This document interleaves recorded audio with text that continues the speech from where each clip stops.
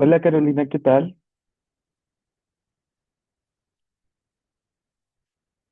Creo que yo no te escucho. Dame 2 segundos.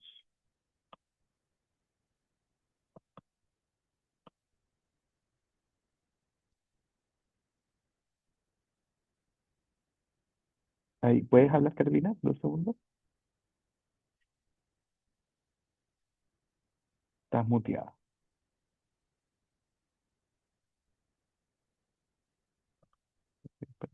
Ahí sí, estaba muteada. Hola. Eh, Perfecto, ahí te escucho. ¿Cómo estás, Ya. Carolina? Bien, bien. Qué bueno. Se me olvidó Ya, a ver. mandarte la PPT. Eh, sí, pero no hay problema. Lo puedes mandar ahí al principio o al final del curso. Mientras lo Ya, mandes, increíble. súper. Perfecto. Esta vez vas a presentar de nuevo también, ¿o no? Sí, sí, sí, Ya. sí. Dame 2 segundos para ver.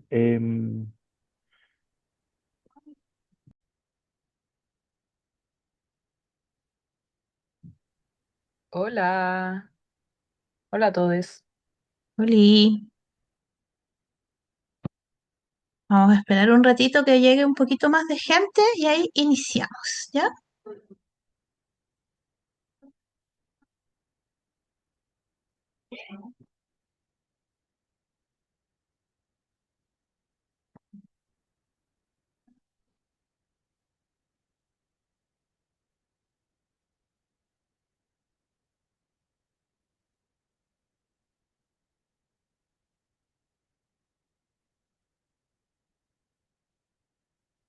¿Está lloviendo por sus lados?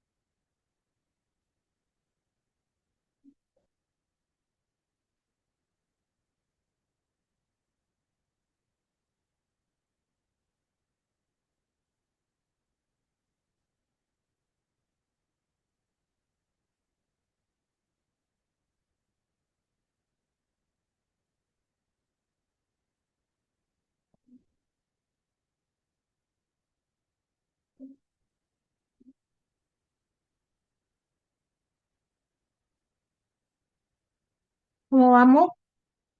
Está entrando harta gente. Vengo en 2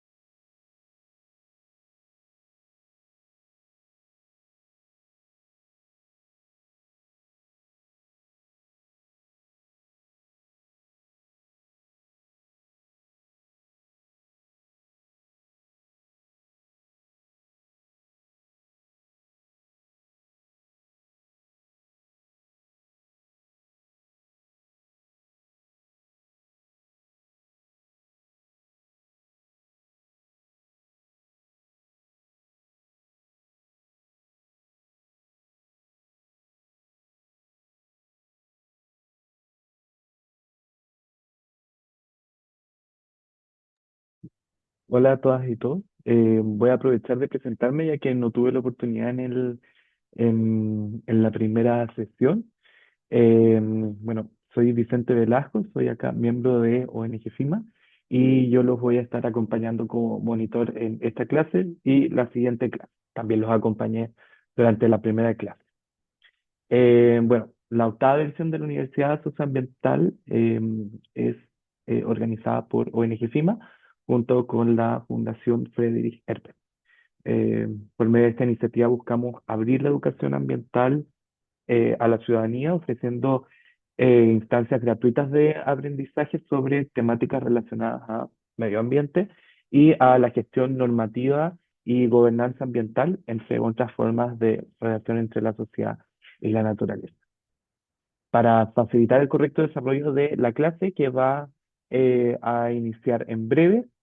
eh, y por la amplia convocatoria además que tuvo este curso, les vamos a pedir que permanezcan con los micrófonos silenciados y les recomendamos también mantener su pantalla encendida. Si pueden encender ahí su pantalla sería increíble.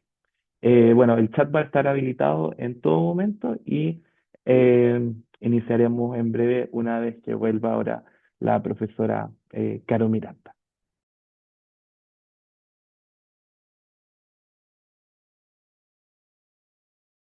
Estaba con la cuestión apaga. Ya. ¿Cómo están? Buenas tardes. ¿Qué hora es? 18:36. ¿Cuántas personas van ya que entraron? Han entrado un total de 23 personas. Ya. ¿Y cuántas personas habían inscritas? Como para saber si esperamos un ratito más o ya iniciamos. El curso tiene inscritas cerca de 40 personas, un poquito más. Ya. Así que vamos 2 minutitos más, porque siempre como que se llega tardecito y estamos dentro de los márgenes. Pueden ir poniendo en el chat de dónde están, eh, historias que tengan con la permacultura, nos pueden contar, o el por qué, qué es lo que los motivó para venir a este curso, y así ya nos vamos conociendo también ahí.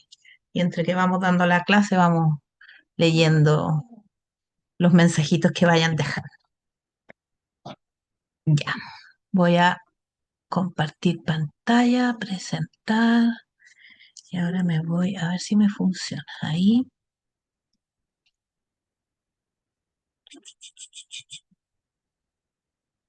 share.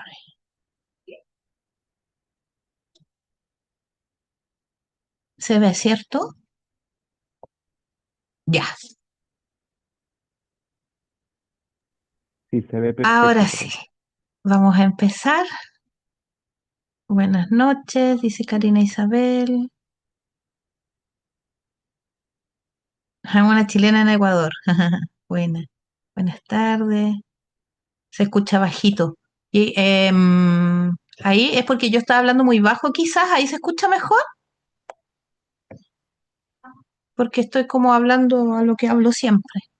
¿Se escucha bien ahí? ¿Me escuchan bien? Señales de vida, por favor.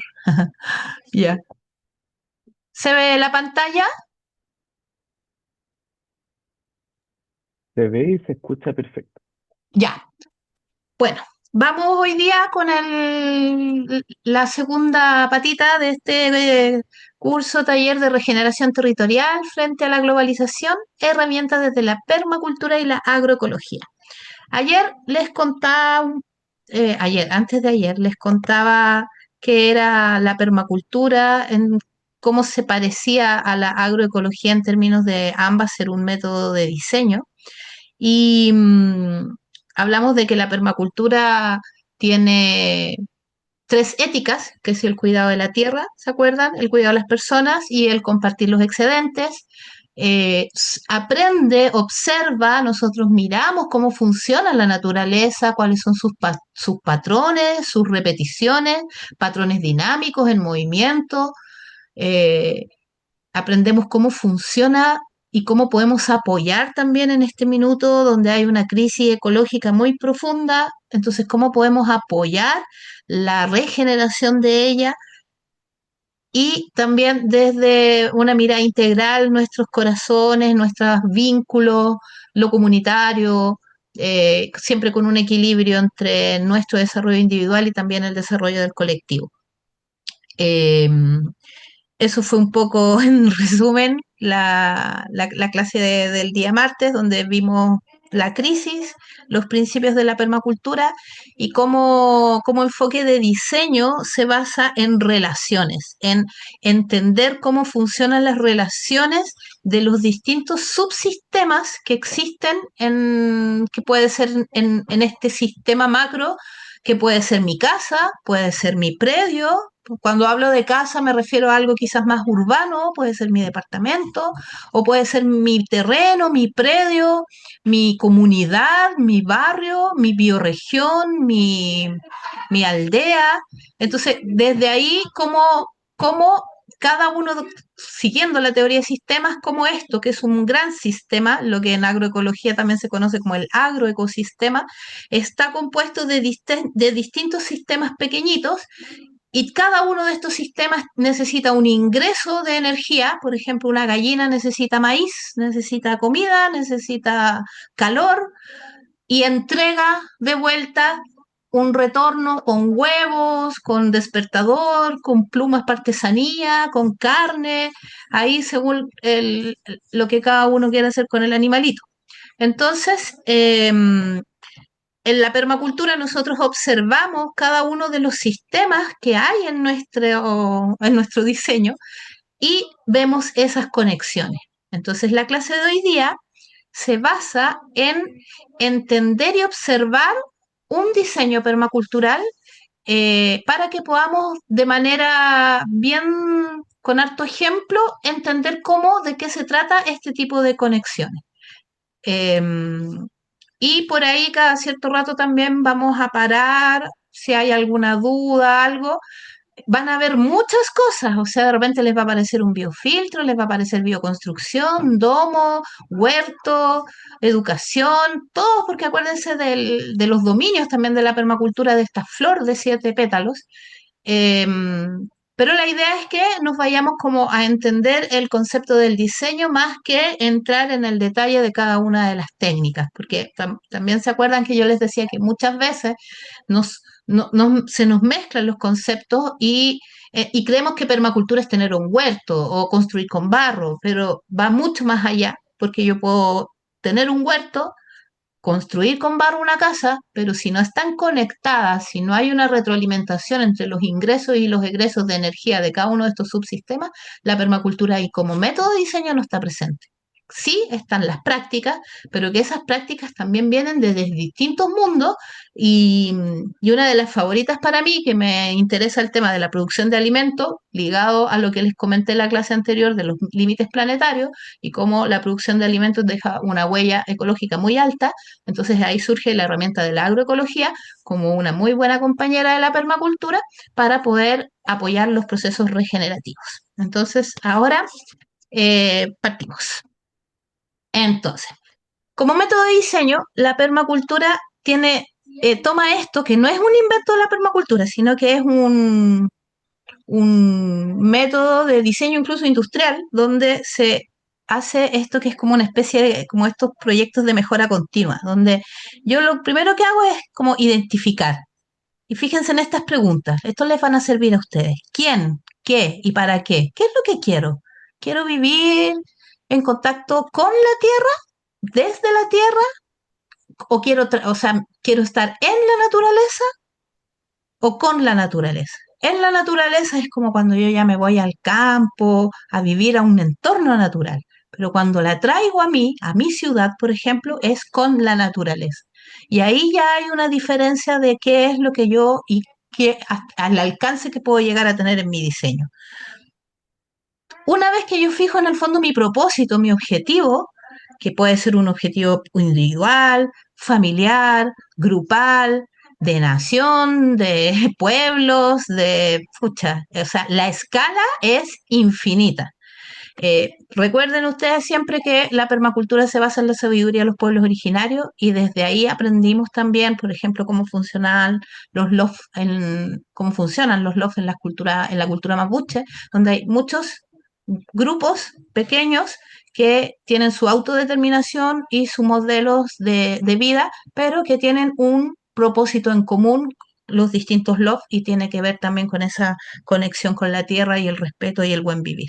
Entonces, ejemplos ancestrales y lo que ahora trata de replicar el movimiento de Ecoaldeas es el poder vivir conectados en estos modelos más regenerativos y sustentables. Entonces, ahí ejemplos hay muchos, actuales y antiguos, de qué y cómo y para qué yo podría querer vivir de una u otra forma. De ahí viene la investigación. Acá la permacultura es un método, entonces tiene mucho de duro, de dónde estoy, cuáles son las personas, qué es lo que necesitamos, evalúo el lugar, analizo el sitio, cuáles son las proyecciones que tiene, las posibilidades, las prioridades, por dónde voy a empezar, las opciones y alternativas, cuáles son las técnicas adecuadas, y recién ahí paso a diseñar. Después viene la implementación, que es la parte más entretenida, y después vuelvo a observar qué está funcionando, qué mejoraría y por qué. Lo reflexiono, analizo y vuelvo a empezar. Entonces estoy así, desde un pequeño proyecto, que puede ser un gallinero, o al diseño completo del mapa base de mi proyecto. Acá yo les voy a mostrar parte de mi diplomado de permacultura, donde yo mostré un poco el análisis y el proceso de diseño que yo había hecho en este lugar que queda en la precordillera de San Fernando. Entonces, lo primero que uno tiene que mirar, ¿dónde estoy, po? ¿Dónde está el norte?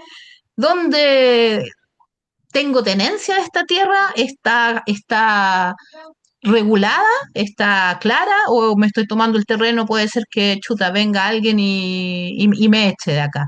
O si lo compré, tiene todos sus papeles en norma, qué tipo de vegetación tiene, de dónde vienen las aguas. Este es el aspecto como del territorio, del lugar. Y después también en la interna, ¿qué es lo que yo quiero? O sea, para mí, la base de la sustentabilidad está en la producción de alimentos. Entonces yo dije, bueno, para mi familia, ¿cuánto es lo que yo tengo que em, producir para llegar a ese autosustento? O el ideario de autosustento, porque como vamos a ver, hay cosas que en realidad no se pueden. Entonces yo aquí decía ya, para un año yo tengo que cultivar 100 ajos, 300 cebollas, zapallo, camote, y los cales, los cebollín, las rotaciones, cada cuánto tiempo tengo que cultivar, porque hay plantas que yo, no sé, pues las lechugas las voy cultivando en siembras rotativas para poder tener constantemente cosechar, y hay otras como los ajos que con un cultivo al año me da para pasar todo el año porque son hortalizas de guarda, ¿ya? Son de otoño, de invierno, entonces esas son cosas que uno tiene que ir estudiando para poder hacer un proyecto como este. Después tenemos los árboles frutales. Hay modelos, por ejemplo, que se basan más desde los frutos, desde los bosques comestibles, más que desde las hortalizas de plantas que te estén dando que no necesitan tanta mantención. Pero yo amo personal, soy huertera de corazón, entonces como que no me imagino mi mundo sin un huerto, así que me cuesta imaginar, me encantan los bosques comestibles también, o sea, y creo que los jardines comestibles, por ahí va todo. Eh, pero también creo que las huertitas típicas me encantan también. Entonces, bueno, acá yo calculo cuánto espacio en el fondo, cuántas plantas necesito, cuántas plantinas chiquititos de hortalizas, cuántas plantas, cuántos matas de árboles frutales, eh, eh, y cuánto espacio en el fondo tengo que cultivar para obtener esto. Entonces, esos son cálculos que se dan en todo el ambiente, en todo el ámbito que uno necesita, ya sea alimento, fruta o medicina. Denme un segundito, le voy a pedir a los niños que bajen el sonido. Por favor, que la clase queda grabada en el sonido. Nos vemos. Chao. Ya, disculpen que está mi hijo con su amiguito haciendo un trabajo y se reían mucho. No sabía si estaba quedando grabado, si me lograban escuchar bien. Bueno, y también está la otra parte que son los granos, las legumbres, y acá vemos algunas cosas que son casi imposibles de obtener. O sea, si yo vivo en la cordillera, claramente no voy a tener sal de mar, pues, ¿cachai? Pero sí, pues, ahí vienen, no sé, pues los intercambios y el conectarse con las redes locales, territoriales, bioregionales de cordillera al mar para obtener todo lo que uno necesite. Y en el caso de una dieta que incluye carnes, eh, también cómo, de qué manera es el trato ahí con los animales. Y bueno, después observamos también, yo les decía, les mostraba recién una imagen como con lo macro del terreno, así como ya, ¿dónde está el norte? Pero cuando tú ya tienes tu lugar, ese lugar, ¿qué es lo que vamos a observar? La vegetación, las pendientes, las zonas. Por ejemplo, acá en este terreno, las zonas de mayor pendiente son estas que están en amarillito claro y después en verde menos pendiente. Y eso significa distintas cosas. O sea, en este lugar, la zona más erosionada era esta y que tenía además menos suelo, coincide, después vamos a ver una lámina de suelo. Entonces ahí uno empieza a tomar decisiones, porque si para mí es importante restaurar el suelo, por ejemplo, a lo mejor voy a querer empezar por ahí a hacer un proyecto para esa ladera que está tan degradada, ayudar a mejorar. Acá tienen un mapa base como de los sectores, que también se los mostré el otro día, por donde sale el sol, donde vienen los vientos, donde viene la historia del fuego. O sea, este es un lugar que se quemó en algún momento, entonces sabemos cómo se movió el fuego en ese minuto, dónde viene el viento sur, sabemos que viene el rago, viento tibio del norte, a los 2 días llueve, dónde está la isoterma, y estos son observaciones constantes. O sea, cuando uno tiene el terreno, en el minuto en que llueve, es ahí donde hay que ir. O sea, cuando uno todavía no vive en el lugar, es cuando todo el mundo dice, no, no vayas porque es peligroso. Ahí es cuando hay que ir a mirar por dónde bajan las aguas, en qué minuto nieva, porque en este lugar sí cae nieve, entonces nosotros observamos también la nieve. Y bueno, con el cambio climático y todo eso a veces es un poco difícil saber qué va a pasar, pero por lo menos ya tener súper claras las bajadas de agua, que son zonas súper importantes. em, y acá tenemos, por ejemplo, un mapa de cómo es el suelo en este lugar. O sea, analizar el suelo nos da la posibilidad de saber primero las posibilidades que tengo en la producción de alimentos, las mejoras que tengo que hacer para obtener un mejor alimento, también saber qué tan firme es el lugar para ver qué tipo de construcción puedo hacer y si voy a utilizar, por ejemplo, técnicas de bioconstrucción, porque la bioconstrucción trabaja con materiales naturales. O sea, bioconstrucción no es igual a construcción con tierra. Entonces, por ejemplo, el Raymond, que es de nuestra escuela de permacultura, él vive en Currarrehue y allá no hay arcilla. Para mí es súper loco, o sea, porque tú caminas por mucha tierra, pero no tienen arcilla, no le sirve esa tierra para la bioconstrucción, entonces él tuvo que hacer otros inventos con productos locales, madereros, para poder construir y aislar su casa, pero no con barro, no con arcillas. Y acá en el cerro donde yo vivía, la arcilla es, pero el manjar, o sea, está lleno de arcilla y de distintos colores y yo podría hacer todo lo que quisiera con arcilla. Entonces, ahí también hay decisiones que se toman, que a veces hay gente que lleva a lugares que, no sé, pues en Santiago uno puede ver construcciones con tejas de alerce, porque les gustan las tejas chilotas. Pero resulta que esas tejas necesitan la humedad y si están en Santiago después se van a trizar y ya no te van a servir.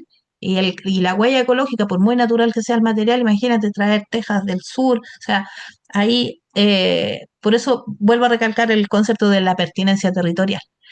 Este es un diagrama, es súper importante entender cuál es el flujo del sol en su terreno y dónde están también las sombras, las heladas, para también ahí diseñar en base a todo esto lo que se llama zonas y sectores. Con eso nosotros podemos hacer una tabla resumen como esta, donde tenemos como un análisis de las fortalezas y las debilidades de cada uno de estos componentes, el clima, el relieve, el agua, de dónde saco el agua. Por ejemplo, yo en este lugar hay una vertiente, pero la vertiente cuando hay mucha gente no da abasto. También tenemos derechos de agua que venían con el terreno de un estero, pero el estero está como 100 metros más abajo en vertical, pero en la hipotenusa nos da como 300 metros. Es súper difícil, todavía no hemos podido subir agua. Llueve mucho allá en la cordillera. Entonces podemos hacer siembra de agua. Siembra de agua me refiero a cuando uno guarda agua en el terreno para infiltrar y cargar napas. Entonces, la vertiente podríamos llegar a hacer un proceso de siembra de agua para alimentar más la vertiente. Y también gotean los techos. En la observación que tenemos es que desde finales de febrero ya empiezan a caer garugas en los techos hasta noviembre. Entonces, es gran cantidad de agua que se puede juntar desde la acumulación. La vegetación es un bosque esclerófilo, eh, hay canelos, hay quillay, hay ciprés, hay hartas especies que son protegidas y bueno, incluso uno tiene que analizar los caminos, cuáles van a ser las vías de escape en caso de incendio, estas lluvias intensas, y también qué pasa con los animales del sector, y los cercos. Es importante para poder cultivar y controlar ahí ciertos temas, los cercos. Una vez que yo tengo eso y ya le saqué la foto a mi terreno, a mi lugar, que puede ser también mi barrio, los sitios eriazos en la ciudad que están a disposición, puede ser mi patio, entiendo por dónde sale el sol, por dónde llega. Por ejemplo, yo ahora estoy viviendo en San Fernando y hay 3 meses, 2 meses y medio más o menos, entre 2 y 2 meses y medio, en que el sol a mí no me llega. Y es terrible para mí este invierno así, pero yo ya estoy contando los días porque yo ya sé que en agosto, más o menos por el 10 de agosto, ya me llega el sol al patio. Entonces yo ya estoy preparándome para la fiesta del sol. Entonces yo sé que son de tal fecha a tal fecha, es el periodo en el que yo acá en realidad los cultivos no me andan. Ya lo aprendí por el año que llevo viviendo acá. Pero tiene otros beneficios el lugar, entonces uno continúa. Una vez que tengo esto, como les digo, sacar las fotos y basándome en la flor de la permacultura, que yo puedo trabajar en una o en varias, ojalá implementar cada uno de los aspectos permaculturales que presenta esta flor, que son los de los dominios, empiezo a ver cuáles van a ser las técnicas, la- los caminos que yo voy a seguir, los tiempos, los recursos que tengo económicos. Entonces, por ejemplo, allá nosotros dijimos, yo quiero mejorar el suelo a través del compostaje. O sea, ahí ya tengo una técnica en la que yo me tengo que hacer capas, tengo que ser así, pero maestra del compost. Me interesa mucho la agroecología, por eso yo dije, tengo que aprender de los principios agroecológicos y manejar el sistema y el cultivo biointensivo, que es algo que a mí me ha funcionado muy bien. Después, integrar semillas locales, frutales y medicinales. Después nos vamos a detener más adelante en una diapositiva exclusiva de las semillas. Tengo que ver qué es lo que necesito, infraestructura, cómo voy a contener los bancales, cómo voy a tener la producción de alimentos, cómo voy a subir agua, cómo voy a producir en pendiente. Acá este análisis es solamente de la parte el- de la parte como de cómo yo voy a comer del alimento, de la producción de alimento, porque mi diplomado tuvo que ver con eso. Por eso yo, como les decía, como para que veamos un caso real, se los estoy mostrando en eso. Por eso todo lo que habla acá tiene que ver con el tema huertístico, ¿ya? ¿Cómo voy a subir agua? Para tener agua, tenía que estudiar yo las terrazas de cultivo andina. O sea, si voy a trabajar en un lugar con pendiente, los maestros del agua son los incas, los aymara, entonces había que estudiar cómo funcionaban esos sistemas y experimentar distintas técnicas de eficiencia hídrica, y por ahí eran las técnicas que yo pensaba que tenía que integrar. Una vez que yo tengo ya, sé más o menos lo que quiero hacer, saqué la foto, empiezo también a ver el análisis de lo que es la zonificación, que es una forma de ordenar las cosas espacialmente, sacando la cuenta en el fondo de cuánto es el uso que yo voy a ir a este lugar. Porque a un lugar,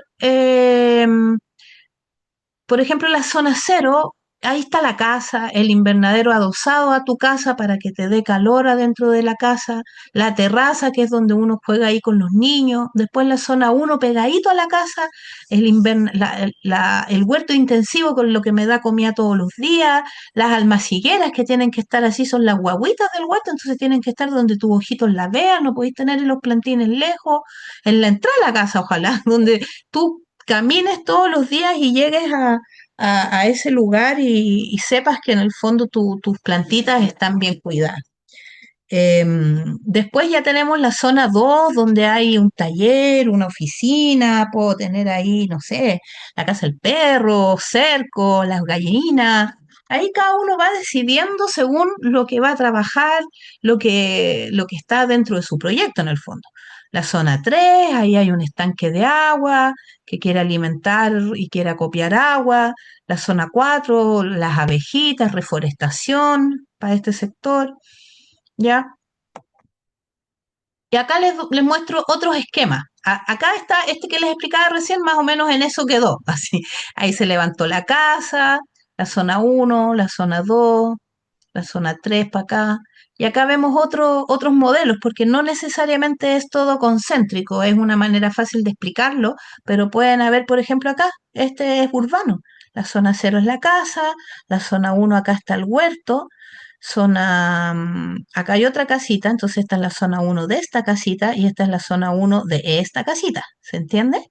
Em, Aquí estaban haciendo un bosque comestible, y acá esta es como una mirada, una ilustración muy, muy fácil de entender. Pero si se fijan acá, acá el camino entra, acá hay unas distribuciones diferentes. ¿Vamos bien? ¿Me pueden ir dejando en el chat alguna pregunta, algún comentario? Yo ahí voy viendo. Saludos desde La Placa. Buena, Javi. Saludos desde Bolivia. Buenas tardes. Hola, querida. Buenas. Buena, Mati. Me motiva a estar acá el hecho que existe la posibilidad de ir aprendiendo. Ya, muy largo, no lo leí todo. Ya, vamos, seguimos. Después vemos los mensajes. Entonces, ahora yo les voy a mostrar este es como un bombardeo de información. Y quiero que podamos parar cada cierto rato como para ir digiriendo algunas cosas y podamos compartir algunas cosas en específico, ¿ya? Acá tenemos una zona cero, con todo lo que significaba la vida familiar, la depuración de las aguas, de las aguas al interior de la casa, ¿se acuerdan? La energía que entra a la casa sale de la casa y un principio de diseño, porque nos vamos a empezar a meter ahora en los principios de diseño. Un principio de diseño es que un elemento cumpla más de una función y el reciclaje también de la energía. Entonces, en ese caso, el biofiltro que está acá, sale el agua de los lavamanos, de las duchas y pasa por acá y se limpia y después me va a regar este sector que está acá. Em, la terraza donde se comparte y eso es un pequeño diagrama de la zona cero. ¿Y qué es lo que hicimos acá?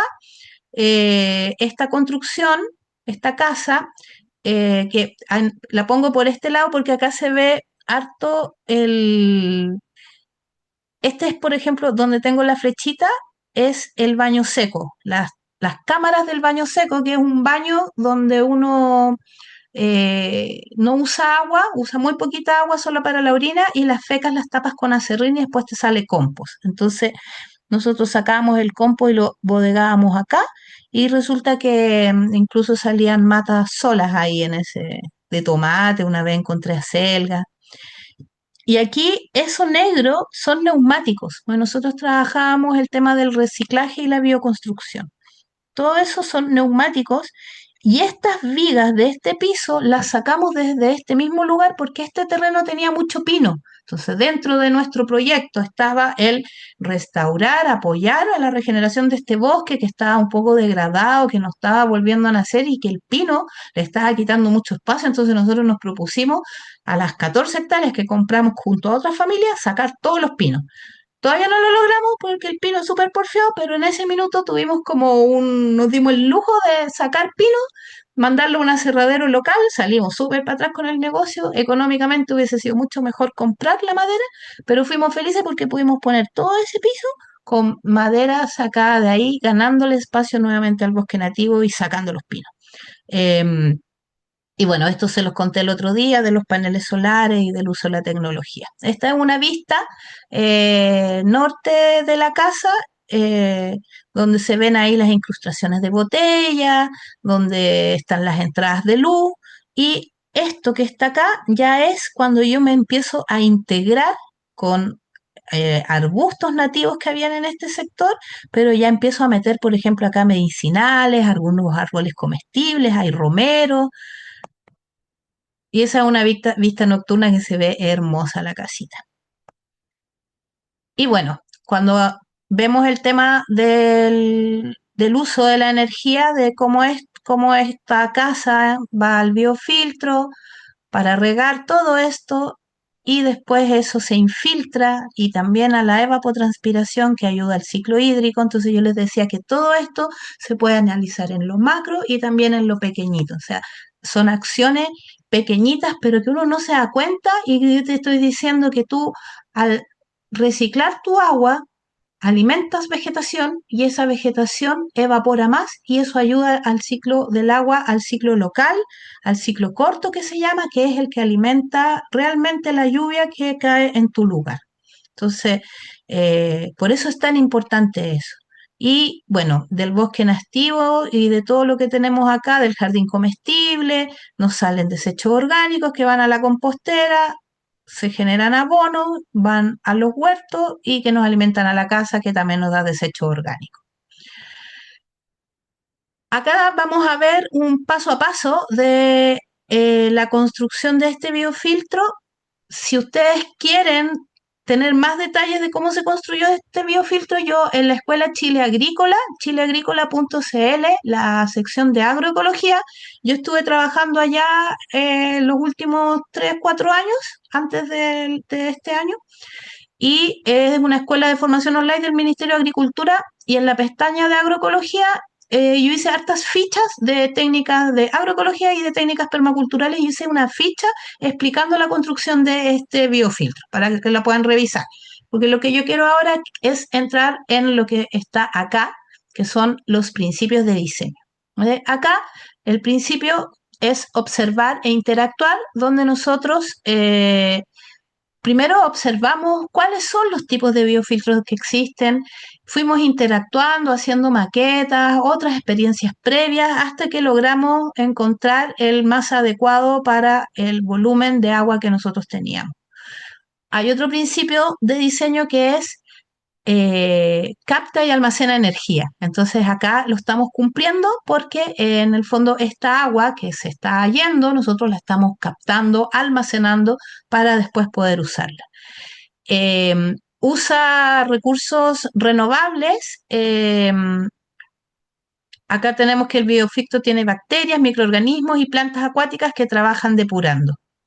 Y también en su construcción, porque está el tema del reciclaje, esta lombriz tiene que ver con ese principio de diseño, en su construcción hemos integrado tambores, mantas plásticas, o sea, nosotros en vez de comprar el geotextil, la geomembrana y todas esas cosas, nos dedicamos a juntar gigantografías de PVC, frazadas viejas que nos conseguimos por todas partes y solamente invertimos en comprar un plástico negro bien grueso que nos permitiera que no se nos fuera el agua y que estuviera oscurito, oscurito por el tema de las bacterias que ahí habitan, porque esto es un humedal artificial que al pasar el agua por ahí, las bacterias que se alojan y las raíces de las plantas lo van depurando, porque así como los árboles consumen CO2 y liberan oxígeno, estas plantitas hacen lo mismo, pero con las toxinas que vienen en el agua. También se basa, este icono tiene que ver con un patrón natural, como conseguir los patrones naturales. Entonces, este modelo se basa en replicar los humedales artificiales y le da valor al agua gris, que es el agua de desecho, y este es el principio que habla de no irse siempre por el camino más claro, sino que usar los bordes y valorar lo alternativo. Y bueno, cada elemento cumple muchas funciones yo les había contado que la permacultura tiene dos creadores. Uno, el creador como oficial, es el Bill Mollison, y él, los principios de diseño de él, yo los tengo acá marcaditos en azul, ¿ya? Y los que vienen con estos iconos son los que creó después, sintetizó en el año 2012 David Holden, ¿ya? Que ellos trabajaban juntos el tema de la permacultura. Entonces, acá vemos cómo el proceso desde una cámara desengrasante pasa después por el biofiltro, después por estas biopiletas.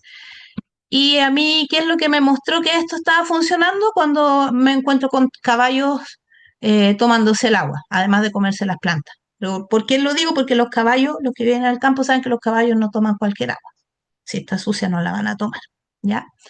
Eh, Acá vamos a ver otro sistema que es el de las almacigueras y todo lo que sucede en la zona 1, por ejemplo, zanjas de infiltración, para que cuando caiga el agua lluvia se vaya guardando el agua, herraduras de alimentos, el tema de las almacigueras, las semillas. Entonces, por ejemplo, este es un invernadero que tenía la función de guardar, de tener ahí el sector de las almacigueras donde están los pequeños plantines y los biopreparados que son abonos líquidos que uno hace. Y lo pusimos acá pensando en que estos cipreses, que no se podían por ningún motivo talar, nos iban a generar una protección del viento, porque yo sabía ya en mi análisis de sectores que un viento muy helado iba a venir de acá y también me iba a caer nieve y que si yo tengo en invierno, estamos en la precordillera, plantas que necesitan un poquito más de protección, era una muy buena idea ponerlas en este lugar.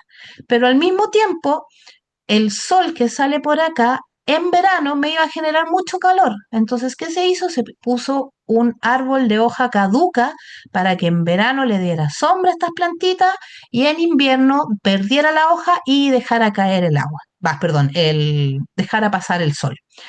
Y acá, en este domo de 5 metros de diámetro, que era un invernadero, que buscaba acopiar también el agua lluvia y juntarla a través de una zanja en este tranque que después a través de algún tipo de bomba solar o algo iba a llegar a este riego. Entonces, ¿se entiende ahí cómo se está cerrando el sistema de las aguas?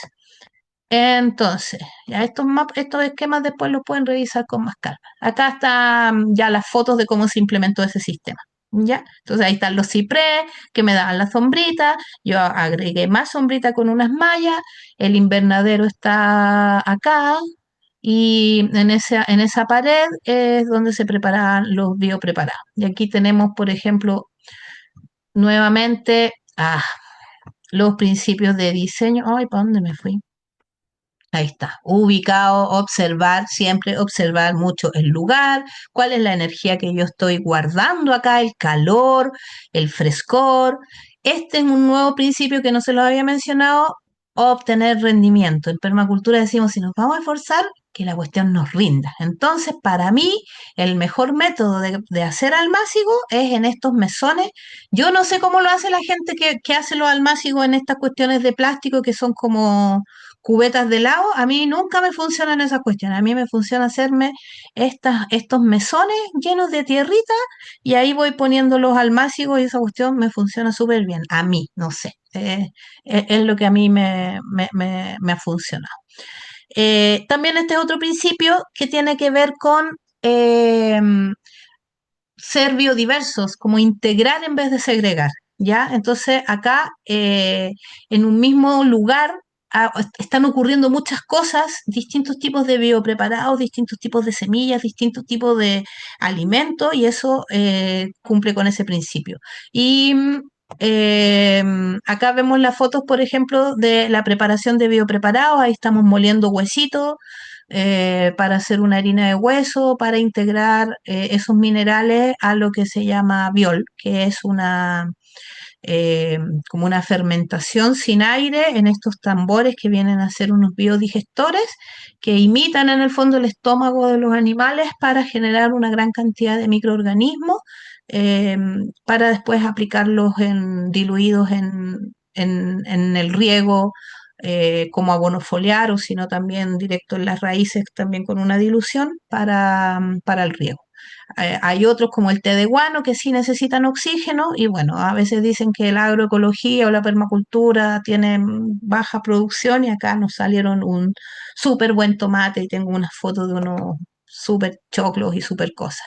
Y hay un principio, también acá entramos también a contar un poquito cómo vivimos los principios éticos, que no sé si se acuerdan que en las éticas había uno que era el compartir el excedente. Estas fotos son del tiempo en que estábamos en pandemia y lo que yo hice con mi excedente de almácigos fue ir a una olla común en la Villa El Rodeo, acá en San Fernando, que es una población eh, social, y montamos este huerto y traía ahí. Y fue maravilloso porque el vecino, esta es la sede social, y el vecino de la casa que está ahí al fondo, en su pequeño patio, me pedía cositas y yo le expliqué un día, no, haga así el huerto, y él quería poner cemento en su patio. Y yo le fui a su casa y le dije, mira, haga esto, y me entendió todo, pero así las captó al vuelo.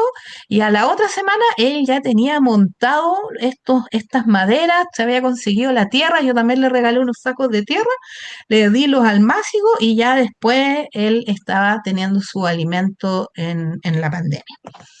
Así que fue súper bonito ese proceso también. Y bueno, acá esto para que lo vuelvan a analizar después. Y ahí quiero detenerme aquí en el principio de Bill Mollison que habla de la aceleración y sucesión.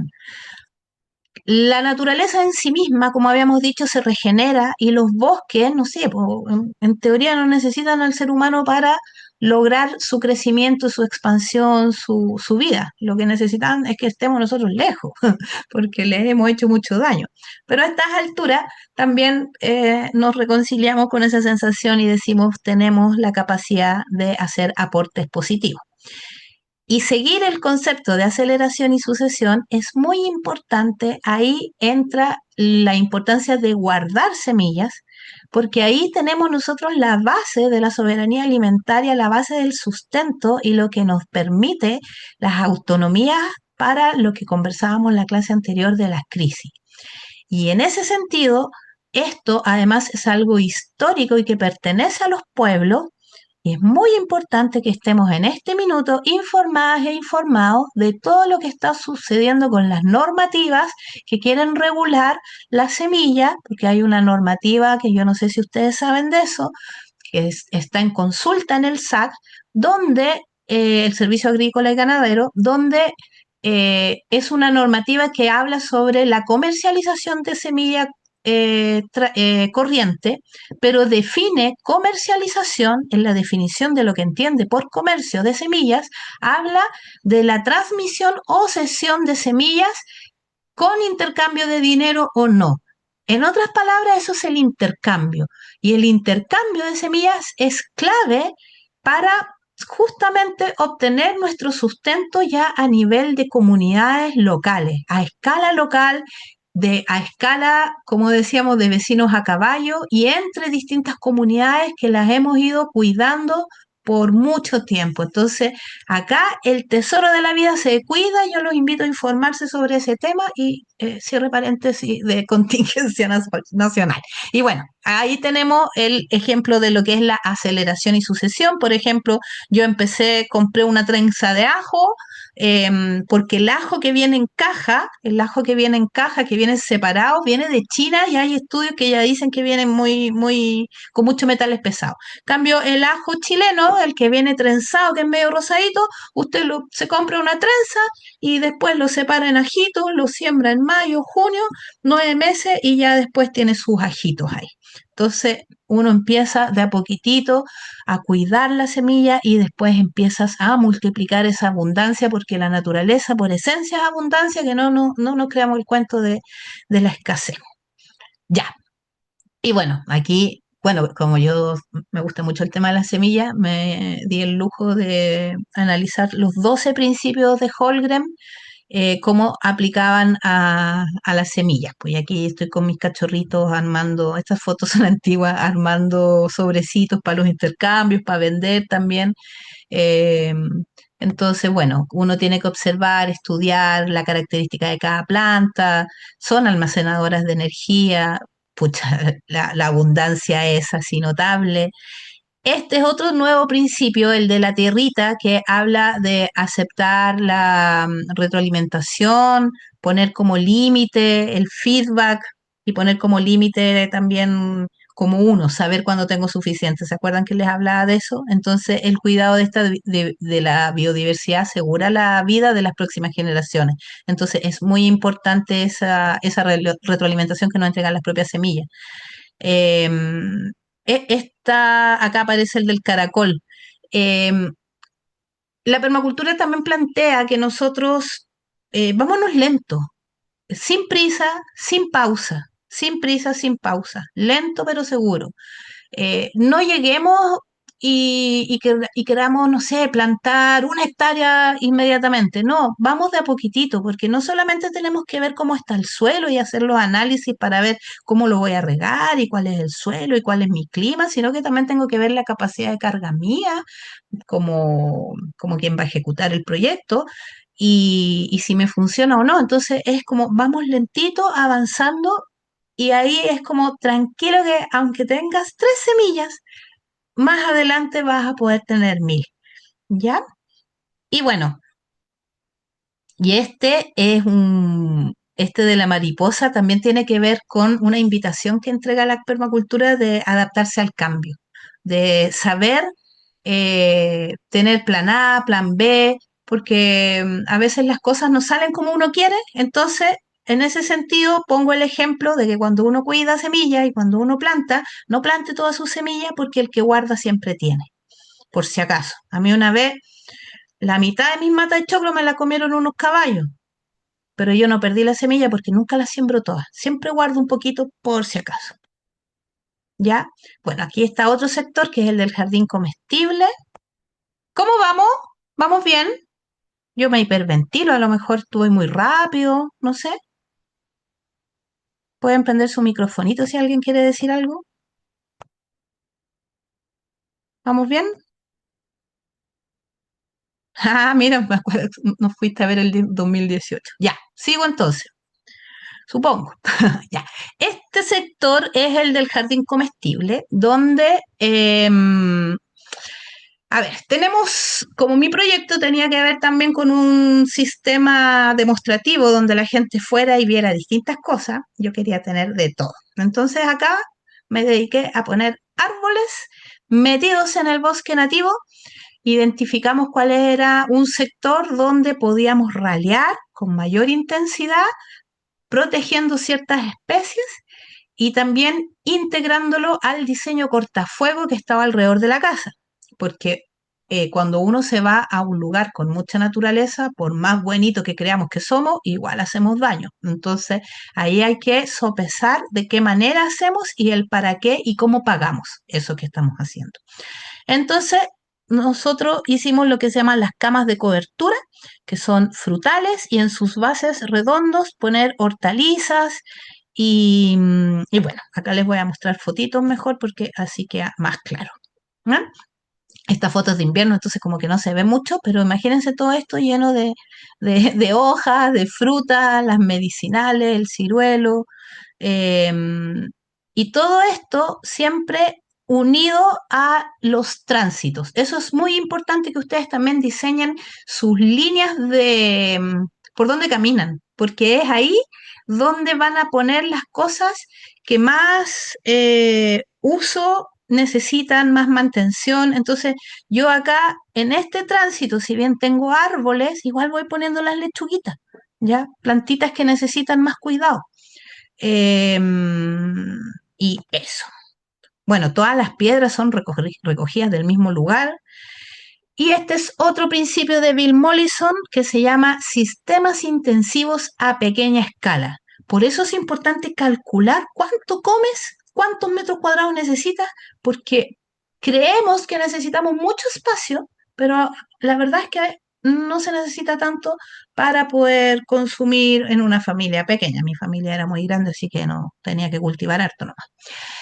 Eh, y este es un ejemplo, por ejemplo, de que yo acá entro caminando y desde este punto alcanzo todo lo que hay y le entrega como belleza. Es como el concepto de jardín comestible que me gusta mucho en la ciudad porque es bonito tener un jardín, pero ya lo he dicho como mil veces que el agua que uso me dé alimento también. Acá tenemos plantas, flores que atraen polinizadores, atraen insectos controladores de plaga, eh, hotel para insectos y distintos elementos en poco espacio, suelo muy profundo, intensivo.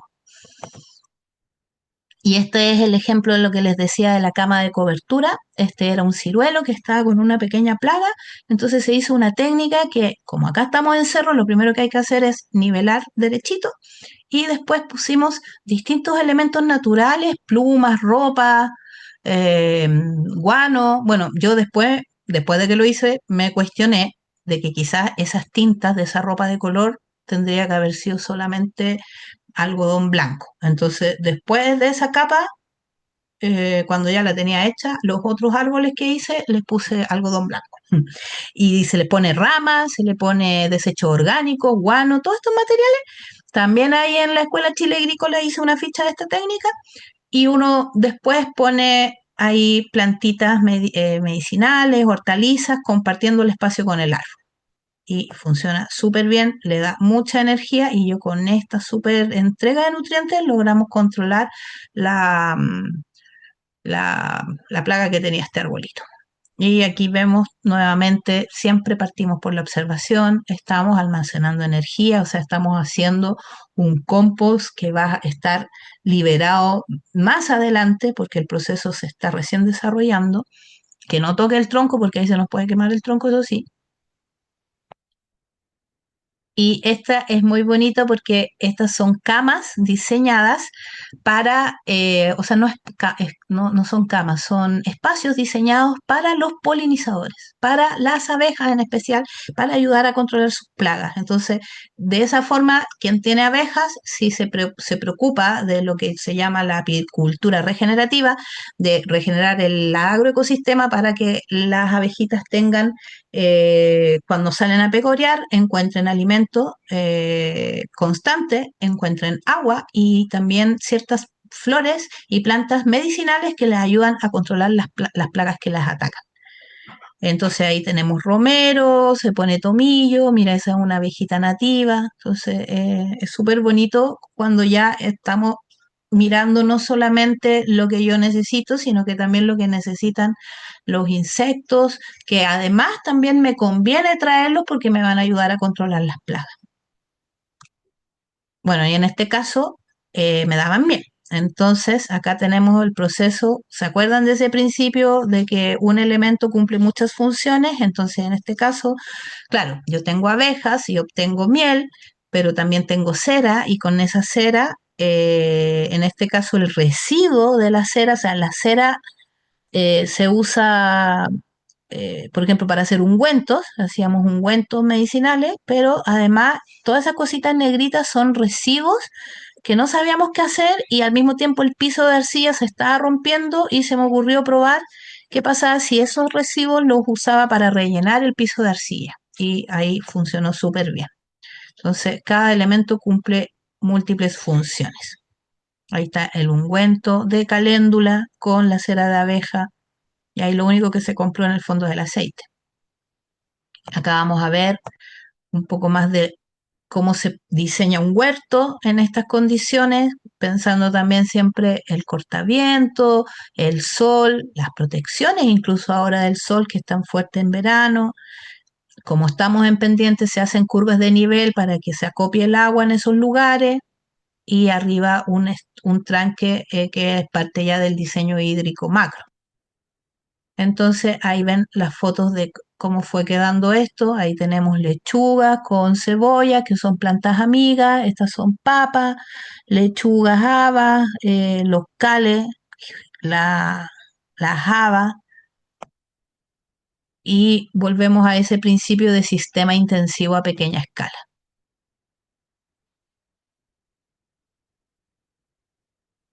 Ahí está.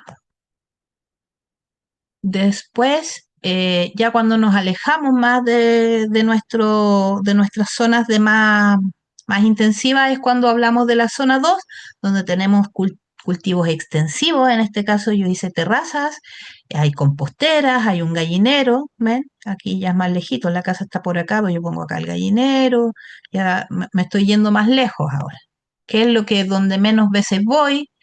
Y bueno, cuando yo recién llegué a este lugar, este era la parte más erosionada, como les decía, fíjense acá el color del suelo. Y yo quise trabajar ahí porque me propuse ayudar a regenerar esa ladera y que no siguiera cada vez, yo lo que quería era que cada vez que lloviera el agua no se fuera tan rápido, se fuera más lento y se dejara de erosionar esa ladera. Entonces hice terrazas y como era el primer lugar, ahí empecé a cultivar más hortalizas, pero sabiendo que más adelante, como era una zona más lejana, lo iba a destinar a un cultivo más extensivo de grano, quinoa, y ahora quiero implementar ahí, dejarlo como más fijo para un bosque, como quiero dejar unas líneas sintrópicas y unos inventos ahí. Bueno, esta es la zona de las terrazas de cultivo. Si se fijan, son súper largas. Se ocupó la técnica del sistema biointensivo, donde se tienen que dejar por lo menos 30 a 40 centímetros de profundidad de un suelo bien suelto, con harto compost, mucha materia orgánica. La base del biointensivo, la base de la agroecología es el cuidado del suelo, es abonar mucho nutriente en el suelo y desde ahí es que tenemos buenos cultivos. Y aquí vemos distintas fotos de distintos momentos en los que fuimos haciendo esto. También integrando, por ejemplo, ahí está ¿cómo se llama este chiquillo? Elías Socias, no, es actor él, y fue un tiempo, estuvo allá de voluntario aprendiendo con lo que nosotros llamábamos biopracticante. Y fíjense, por ejemplo, acá tengo amaranto, maravilla, y después en esta misma cama se cansó esa camita, entonces que le regalamos una leguminosa, que es la arveja, que es yo voy rotando los cultivos para tener distintas cosas y también las plagas que me pueden entrar, que a lo mejor se comen, no sé, el tomate y que hay unos nemátodos que atacan el tomate, yo después pongo otra cosa ahí y esos nemátodos quedan con hambre porque ya le saqué su alimento, pongo de otra familia. Entonces, esos son rotaciones de cultivo y acá lo que vemos son asociaciones de cultivo. Entonces, son varias cositas que hay que ir mirando, obteniendo información y cómo ir aplicándola. Ahí vemos las terrazas, pero como 5 años, no todos los días, pero así a chuzo, a pala, haciéndola. Y como se ven ahí, integrando flores y de todo. Y acá es la aplicación de este principio ético en el fondo del cuidado de la tierra. Restaurar el suelo es cuidar la vida de la tierra, es cuidar, pero así tiene mucho que ver con esto que vimos al principio de los límites planetarios. Y hay un principio que es el del reciclaje de energía, que también es de Bill Mollison, donde él nos invita a que las cosas que hagamos cumplan con esto de que las energías, todo lo que entra, se reutilice. Y acá lo vemos con el ejemplo del agua, de cómo en estas terrazas de cultivo se nos guarda el agua, le metimos mucho compost, reciclado también el compostaje de los alimentos, los desechos orgánicos de la casa. Hubo un tiempo que yo hasta en la camioneta salía a buscar a las verdurerías, mucho, mucho, mucho compost y la producción, ahí lo ven, esos choclos súper apretaditos, biointensivos, ¿se acuerdan? Así muy juntito, muy, así mucho. Y acá vemos una foto de cuando recién se empezó a hacer, miren cómo está ese suelo, y acá este era la terraza, así que ahí con todos sus aportes de compost, se les pone ramas abajo, se le meten lombrices, se le pone guano, hay todas unas técnicas bien interesantes. Y años después, la foto, ahí la ven, cambió completamente y se logró que ese espacio eh, prendiera en el fondo en vida. Y acá tenemos, por ejemplo, cosas entretenidas, o sea, un zapallo creciendo por un ciprés y siempre su radio, tratar de pasarla bien en el huerto y hacer que el trabajo sea adecuado. Y cuídense del sol porque después nos enfermamos, no les puede dar cáncer de piel y tengo experiencia en eso, así que cuídense porque de mucho tomar sol nos enfermamos. Eso. Y acabamos con los distintos sistemas de que eh, otro principio que dice que cada función importante es soportada por múltiples elementos, en este caso el compost, dentro de lo que significa la restauración del suelo. ¿Se acuerdan que yo les hablaba del suelo? Es súper importante, entonces necesitamos hacer mucho compost, entonces lo sostenemos con distintas formas de hacer compost. Uno es el baño seco, antes les mostraba por fuera cómo era, acá está por dentro, las cámaras, yo decía, lo guardábamos en sus tarros y le salían matas, y después con ese compost, en estos grandes hoyos, de 80 por 1 metro de profundidad, 80 de diámetro. Ahí se pone ese compost, se mezcla con la tierra y ahí se plantan los árboles frutales. O sea, es el momento en el que yo puedo alimentar la raíz, echando el compost y mucho compost, el manso hoyo. No es el hoyito que te dicen haga el hoyito un poquito más grande de la bolsa, no, es así grande, para que dure la cuestión. Y esta es una compostera de 3 estaciones. Acá el compost gigante que yo a veces iba a buscar donde los vecinos, cuando podaban sus jardines bonitos, iba a buscar desechos y tirábamos ahí. Entonces, muy importante el hacer esto de que cosas muy importantes como el agua, eh, alimentarlo de distintas fuentes. Este es el compost de 4 estaciones, donde se van juntando en un tambor, que empieza un proceso de degradación, es un poco hediondo cuando uno lo prepara, pero es tan hediondo que los ratones no llegan, así que bienvenido porque así no llegan los ratones. Se hace una lasaña, también ahí en la escuela Chile Agrícola tengo una ficha explicando cómo se hace este sistema. Tengo una lasaña con material verde, con material seco. El verde es el material húmedo, lo que está mojadito, que otorga nitrógeno, y el material seco nos da carbono, se le tira un poquito de ceniza para minerales. La paja es carbono, el guano es nitrógeno, entonces vamos haciendo la lasaña y después cuando esto llega hasta arriba, 1 metro cúbico, y de esa forma nos aseguramos que con esa medida llegue a la temperatura en su fase termofílica, que es del compost, llegue a la temperatura óptima para eliminar todos los agentes patógenos que puedan habitar ahí. Y mientras tanto se sigue llenando ese tarro mientras esto va trabajando, y cuando está lleno esto y tengo que armar la nueva pila, esta pila la paso a la número 2 y armo la pila acá, y después de la 2 a la 3, de la 3 a la 4, y cuando ya cuando ya tengo llena la 4 en este proceso, que se puede hacer cada 2 meses, cada 3 meses, cada 5 meses, ir haciendo las pilas, según cuánto consuma, en la 4, esta pila tan grande termina reduciendo el tamaño, termina reduciendo, entonces ya en la 4 se van juntando varias pilas y termina saliendo un compost así súper bueno como el que tenemos ahí en la foto. Y bueno, ahí tenemos los principios aplicados en trabajo.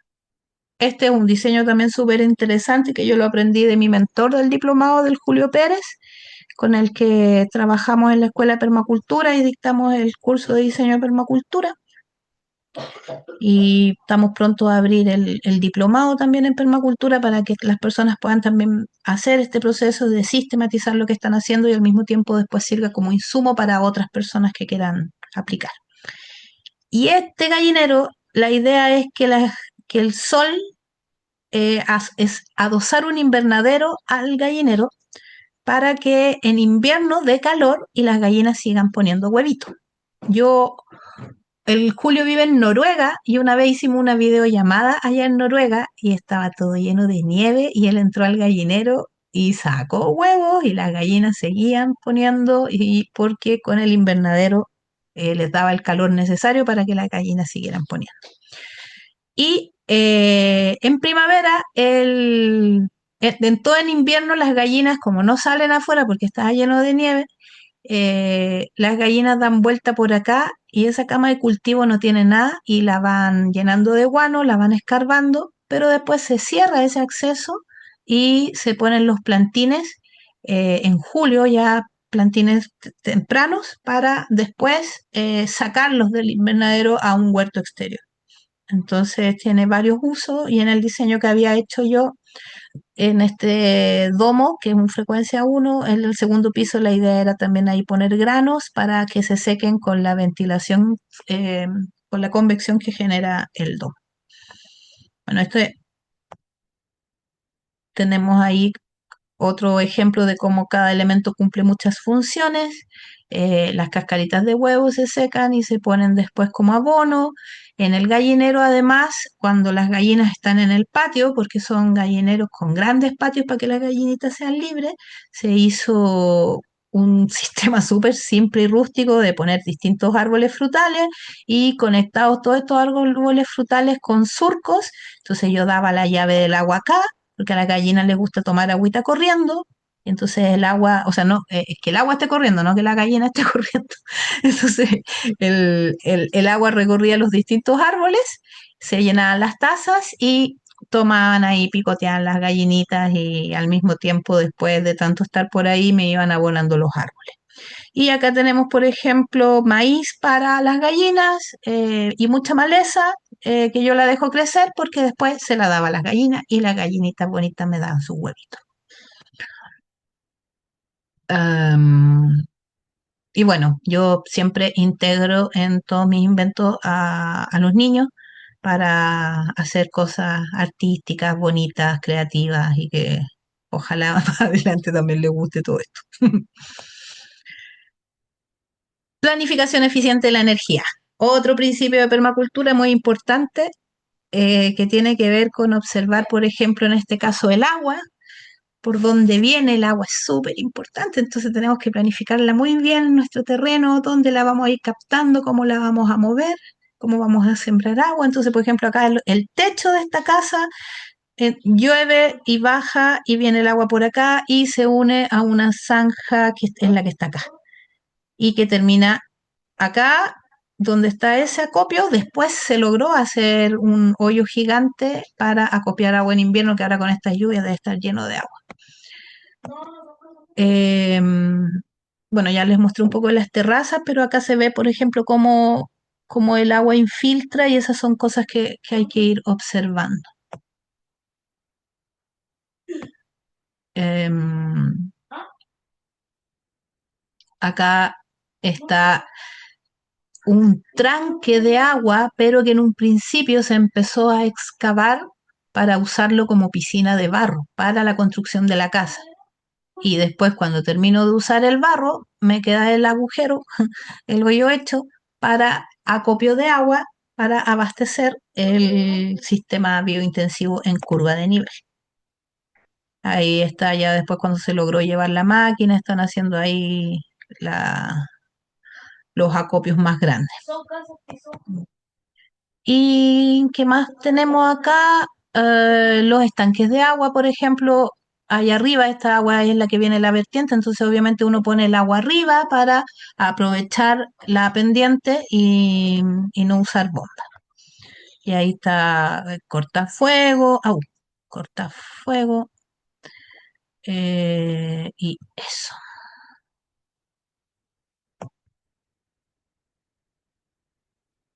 Otra forma de nosotros de aplicar la aceleración y sucesión en los proyectos permaculturales es el trabajo comunitario. O sea, son proyectos que están abiertos, que estamos constantemente trabajando con las personas, trabajando con las comunidades, eh, justamente para ir así como dispersando estas semillas de la regeneración, de que es posible y de que vamos, que se puede en el fondo. Entonces ahí uno hace talleres, hace voluntariado.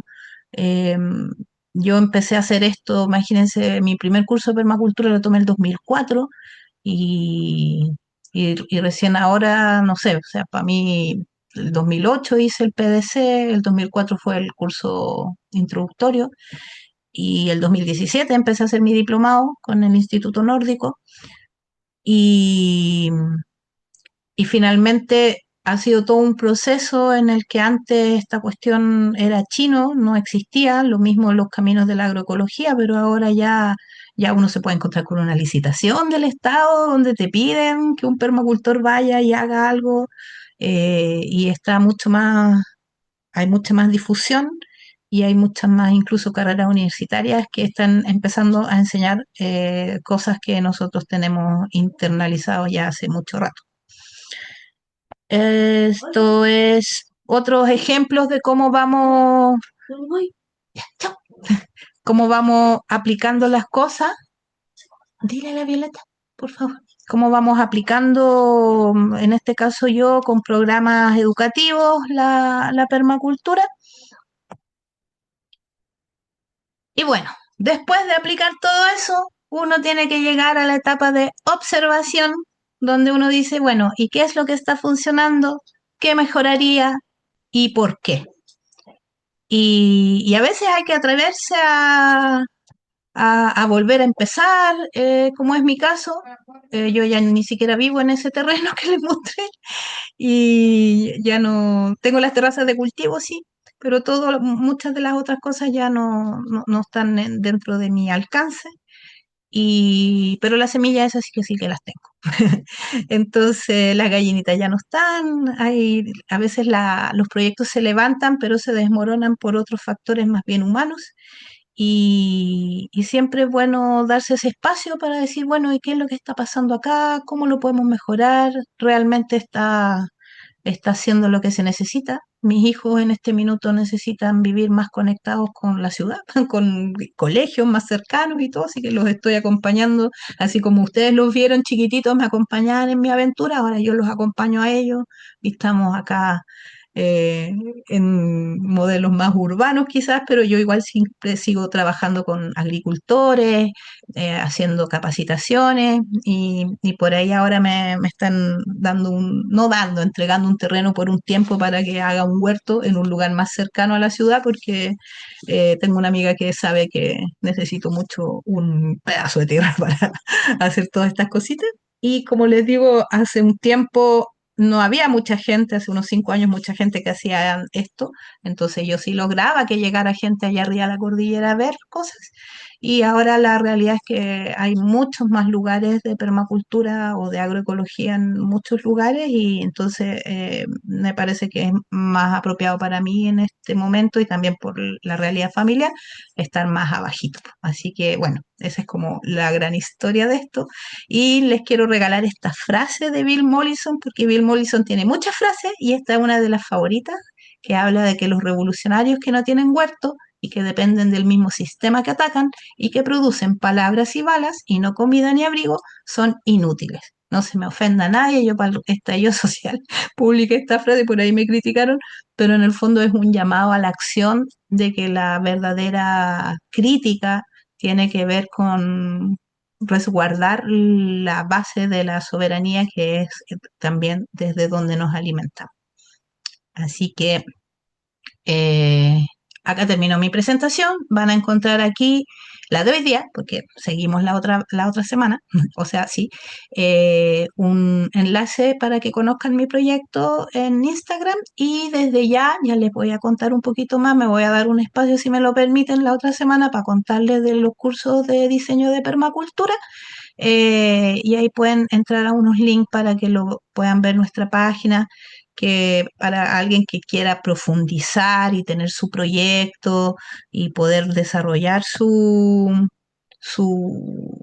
diseño permacultural acompañado a través de un curso, podamos seguir en contacto juntos. Eso. Bueno, logré cumplir con mis tiempos porque pido disculpas porque creo que fue una sobredosis, pero no sé cómo presentar esto de otra forma porque es mucha información, la permacultura es súper amplia, y esto creo que lo más válido es mostrar las cosas desde una experiencia concreta, entonces por eso siempre muestro lo que hemos hecho. Sepan que esto lo pueden hacer en la ciudad, lo pueden hacer en distintos lugares. Entonces lo que yo quiero ahora es que podamos poder verlos, ver las caritas y que podamos compartir un poco sus impresiones, si tienen alguna pregunta, que aprovechemos este tiempo para que podamos conversar. eh, lo mismo que les decía el otro día, si quieren usar el micrófono así justo, preciso y conciso para que podamos conversar un poco entre todos y todos. Así que eso.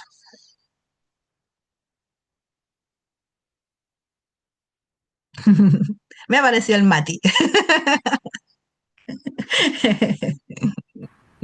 Hola, hola. Quería hacerte una pregunta. ¡Buena! ¿Cómo estás? ¡Qué bonito! Oye, No se yo vale, ¿va? Puro amigo. No, yo quiero gente distinta, po. siempre quiero uno aprender más, aprender más. Yo, ¿sabes que estoy pegada con el tema de los baños secos? ¿Ya?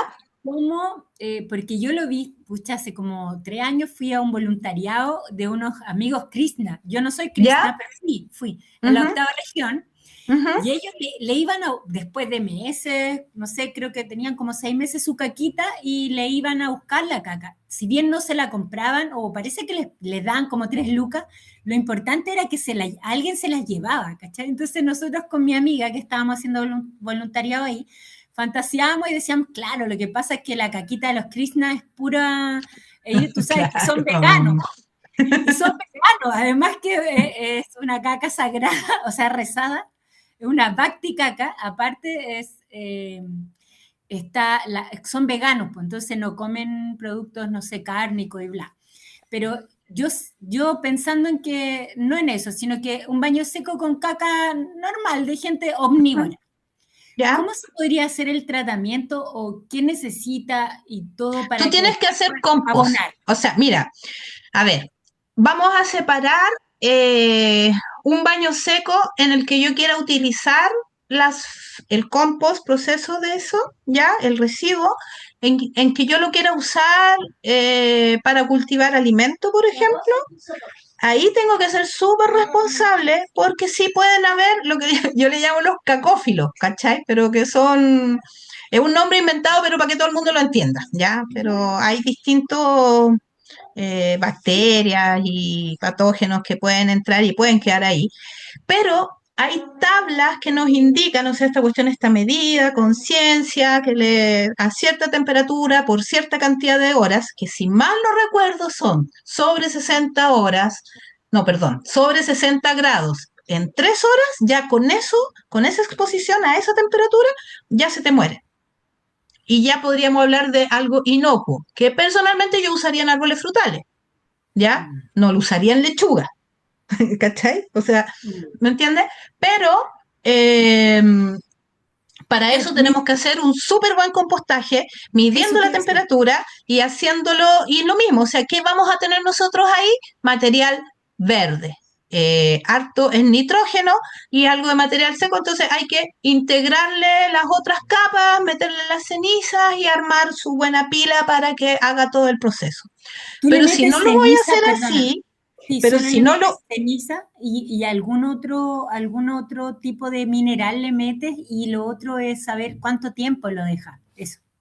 ya, déjame terminar con lo del baño seco.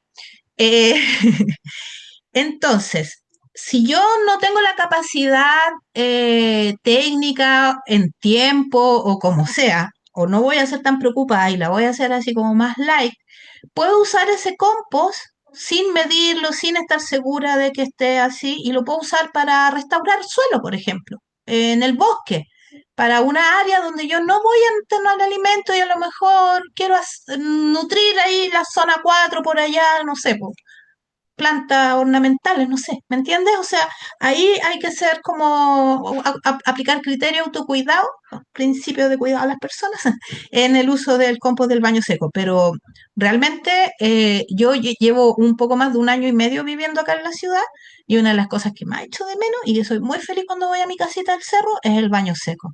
Porque de veras funciona súper bien y bien diseñado también el cuarto de baño no tiene por qué, o sea, no es una noria, o sea, no es un pozo negro, no es o sea, puede ser bonito, puede ser limpio, no tiene para qué ser hediondo, o sea, denle con el baño seco. Y lo que preguntáis del compost, eh, las cenizas nos dan minerales, ¿y qué más me preguntaste del compost? El tiempo, o sea, la caquita, ¿cuánto Ya, rato lo dejo aislado? Y que aparte ceniza, la ¿qué más caca, le echo? ¿Qué más le echo? ya. Eh, lo que hacía yo era, lo que pasa es que también va a depender de qué tipo de baño seco tengas, porque el más como pro es el que tiene doble cámara, donde el volumen de esa cámara, una cámara es como un receptáculo de cemento o de algún otro material lavable, donde yo acumulo las fecas, el acerrín, porque se tapa con acerrín, y tiene un manejo. Cada cierto tiempo, o sea, se parte con una cama de hojas, empiezan a caer las fecas, cae el acerrín, después tú tiras acerrín y se te va a empezar a hacer como un cerrito y tú lo vas con un palo, lo vas bajando y cada cierto tiempo se le pone otra capita de hoja y cada cierto tiempo ahí se le va tirando ceniza. Siempre la ceniza es muy poquita, es como, yo lo explico que esto es como comer fideos, ¿cachai? Entonces la ceniza es como el queso rallado, ¿ya? Y ahí no se te va a olvidar más. Y esa cámara es como de 1 metro por 60, por 1 metro más o menos para arriba, dura 6 meses una familia de 4 personas. Entonces tú estás 6 meses acá y tienes dos cámaras. Cuando se te llena esta, te cambias al baño de al lado y estás 6 meses usando este baño y cuando ya se te llena esta, abres la primera y el compost ya está hecho. Porque también tiene que ver con los factores, el desarrollo del compost tiene que ver con los factores el calor que hay es distinto invierno y verano, la exposición. Por ejemplo, en muchos lugares se recomienda que el baño seco tenga una orientación la cámara hacia el norte para que le llegue mucho calor, pero eso es en otro clima, porque acá lo que sucede es que tanta exposición norte es tanto el calor que se deshidrata. Y un suelo deshidratado no tiene microorganismos, nosotros no queremos eso. Yo no quiero relleno, yo quiero tener microorganismos, ¿cachai? Entonces, ahí vienen esos depende. Entonces, lo que yo hacía era, después de los 6 meses los saco y ahí con ese material, para reasegurarme del calor, hacía la pila de compost siguiendo el método típico.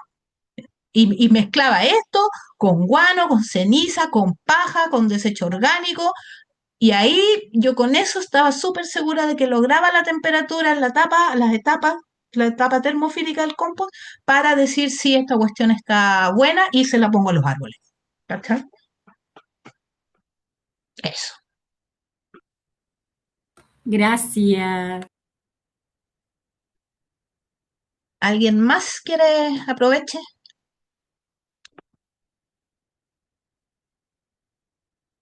Ujú.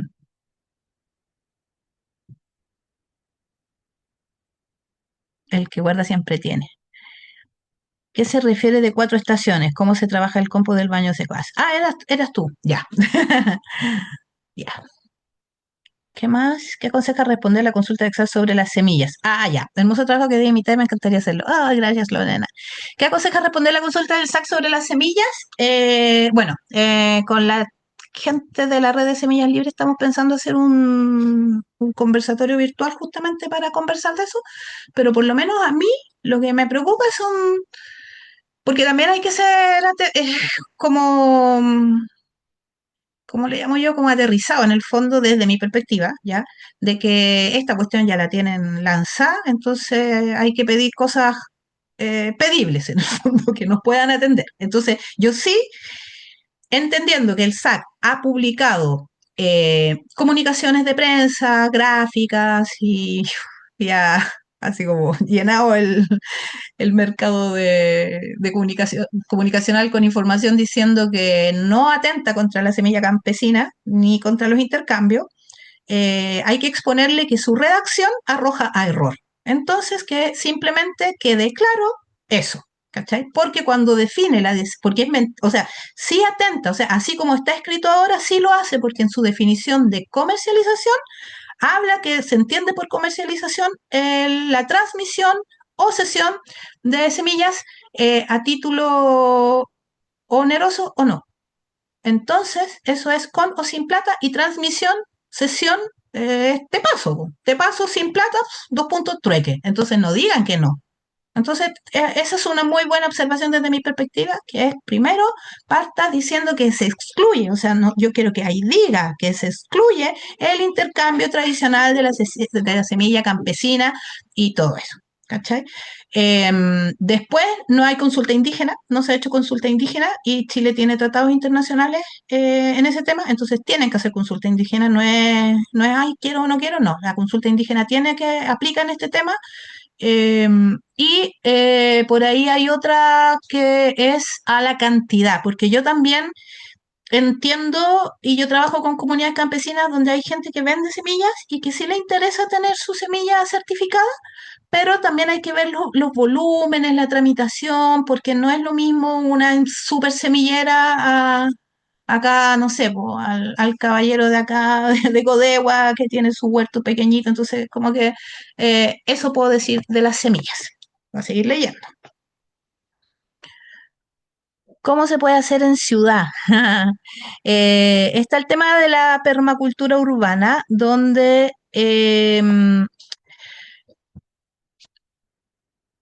por ejemplo, aplicaciones prácticas, ¿cachai? Entendiendo que esto es un método de diseño, entonces tienes que aplicar el método, pero al ambiente que a ti te está rodeando. Y tú tienes que definir cuál es tu límite, porque la ciudad es súper grande, entonces tu límite es tu patio, es tu vecindario. em, Participas en la junta de vecinos, por ejemplo, participas en alguna organización donde haya un espacio eriazo o un espacio factible de hacer un huerto comunitario. Y ahí ya tenemos que aplicar tecnologías sociales para poder mantener entre todos el huerto comunitario. Pero si tu límite es tu casa y quieres reciclar el agua y pucha, te estás en una casa que en realidad las cañerías no las podéis picar, la lavadora siempre podéis mover tú, ahí ya tenéis una autonomía. La lavadora, el agua de la lavadora, hacer un pequeño biofiltro con esa agua. Está el tema de la deshidratación de alimentos, el recicle, ir a la feria, o sea, por ejemplo, yo acá eh, tengo una amiga que ella trabaja en una agrupación animalista, pues yo ahora estoy viviendo en la ciudad, entonces ella trabaja en una agrupación animalista que atiende perritos de distintas partes. Entonces, trabaja con algunos perritos que son de feriantes. Entonces, los domingos, el caballero de la feria nos llama y nos pasa el recicle. Entonces, así como hay gente que va a recoger a la feria lo que sobra, a mí me llaman y lo voy a buscar. Entonces, y mi amiga no tiene auto, entonces yo pongo el auto, ella pone el contacto y vamos a buscar la caja y nos dividimos ese recicle. Entonces, yo ahí ya estoy haciendo, aplicando el principio de permacultura en la ciudad, generando menos desechos, ayudando a generar menos desechos con los desechos que salen en la feria. Quizás es poco, quizás es una caja, pero para mi corazón permacultor citadino en este minuto está bien eso. Hay que ver en tu casa dónde llega el sol. Eh, Te recomiendo que leas y busques información de la huerta de metro cuadrado y huertos en macetero. ¿Ya? Yo estoy acá aplicando eso y funciona súper bien. De hecho, ahora tengo que trasplantar unos espárragos, una mata de alcachofa, tengo habas, tengo arvejitas, pero sufrieron con la helada. Las arvejitas no están tan bien, y las lechugas, las acelgas. El año pasado en un espacio de, no sé, 1 por 50 saqué 6 melones y estoy en un pasaje cerrado con puro paisajismo así como de ciudad y yo así como que al final del patio se ve una cosa, pero no sé, debo tener 2 por 3 metros, es súper chiquitito. Así que ahí hay que ir aplicando eso, pero ya cuando queremos cosas más grandes, viene todo el tema comunitario Y también en la dimensión de oficios, de artes y oficios, entra la permacultura con fuerza. Eh, por ejemplo, como yo lo he aplicado acá en mi casa, mis muebles son cajones de fruta con maderas arriba para que se vean más bonitos, sus aguayos colgando, pero casi todos mis muebles los he hecho con cajones de fruta o los estoy haciendo yo. Compro las maderas que en realidad son, como yo fabrico bancales para huertos urbanos. Paso el dato, me pueden mandar a hacer.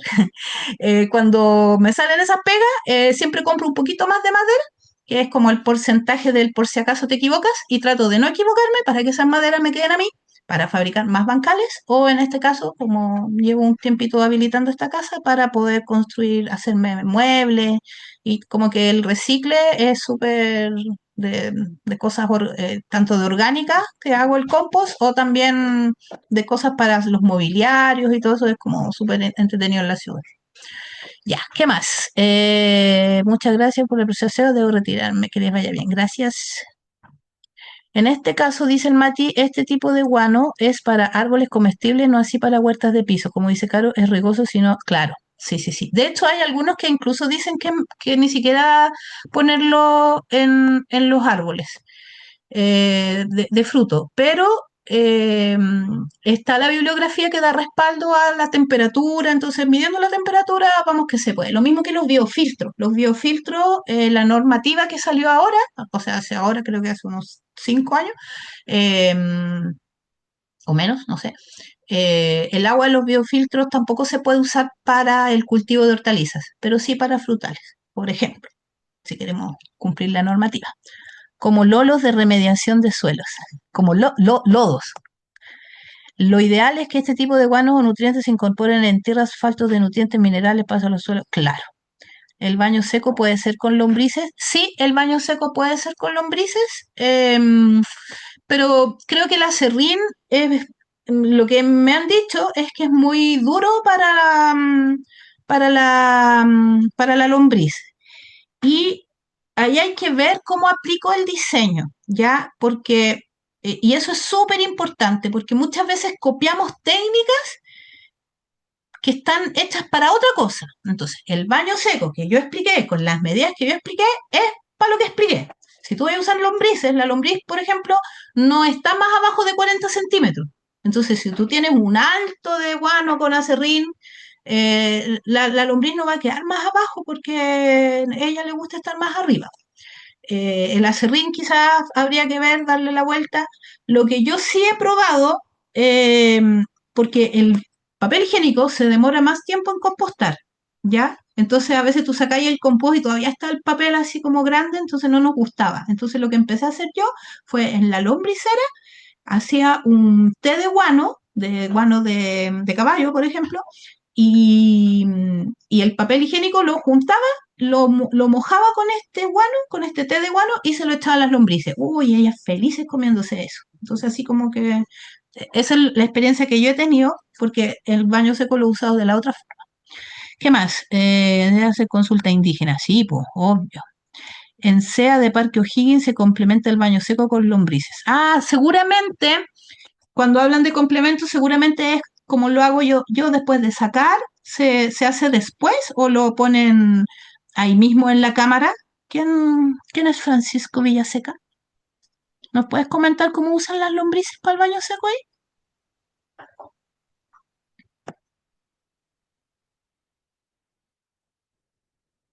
No está, parece. ¿Qué aprendizaje relacionados con lo social le dejó el proyecto que tuviste permacultural? Chuta, lo que pasa es que yo tengo un magíster en proyectos que no han funcionado. No sé, es súper loco. En la parte social es súper difícil porque eh,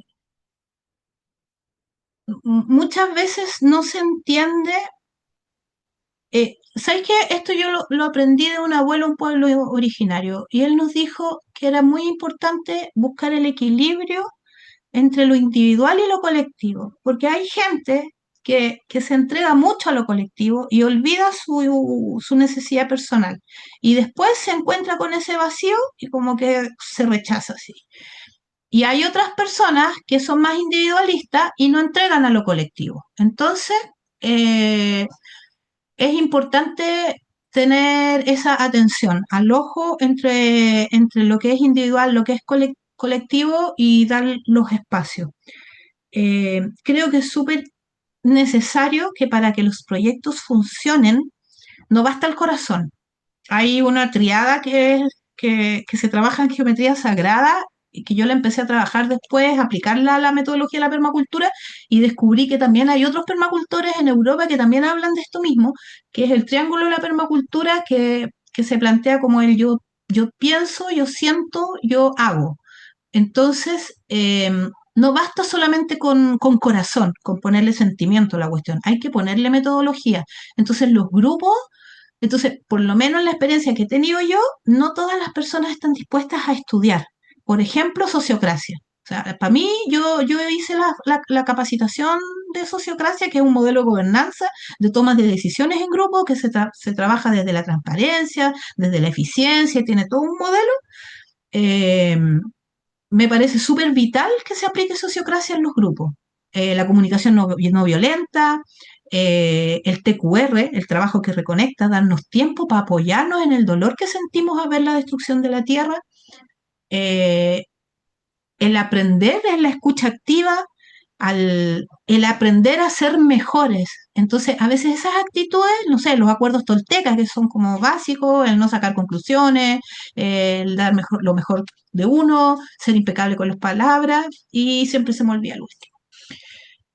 Pero no, en los grupos no todo el mundo, no todos están dispuestos a hacer eso, porque además tenemos muchas heridas, entonces, de nuestro, no sé, pues pueden ser kármicas o pueden ser de nuestra infancia.